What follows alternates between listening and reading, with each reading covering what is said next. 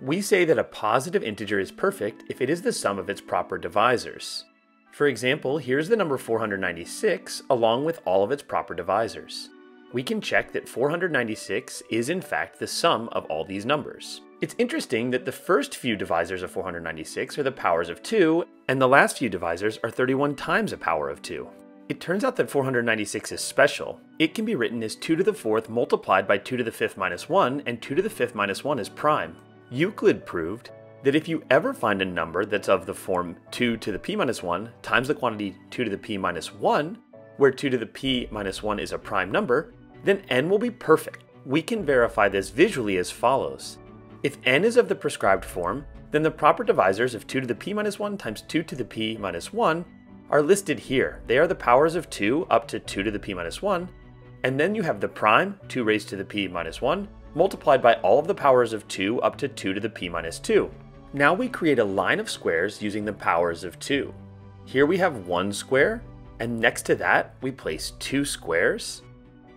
After that, we place 4 squares, and we keep going, creating a line of squares consisting of 1 plus 2 plus 4 added all the way up to 2 to the p minus 1 squares. So this is a visual representation of the sum of the powers of 2 up to 2 to the p minus 1. But this can be replaced using the geometric series formula by 2 to the p minus 1.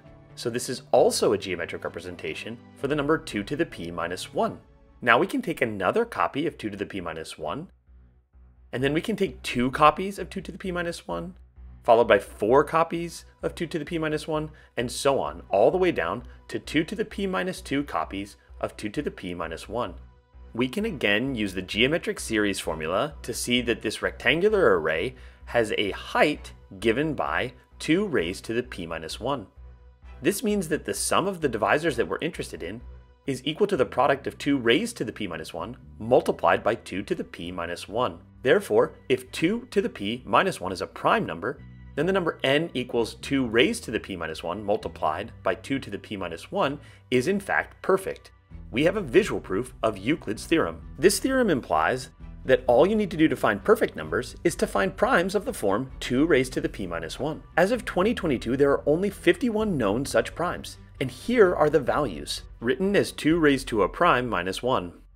These are called Mersenne primes, and they're named after Mersenne, who was a French mathematician. Mersenne incorrectly conjectured that both 2 to the 67th minus 1 and 2 to the 257th minus 1 both belong on this list. Frank Cole factored 2 to the 67th minus 1 as this product of large numbers by hand in 1903. In 1996, the Great Internet Mersenne Prime Search project was created to find these using distributed computing.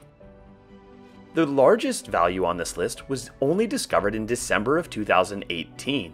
As of December 2020, every prime value p below 100 million has been checked at least once to see if 2 raised to the p minus 1 is prime. Perhaps you can find the next number on the list. Or even better, perhaps you can prove that the list is infinite, so that there are infinitely many even perfect numbers. It's surprising that we don't know if this list is infinite or not, and even more surprising that we only know 51 such numbers.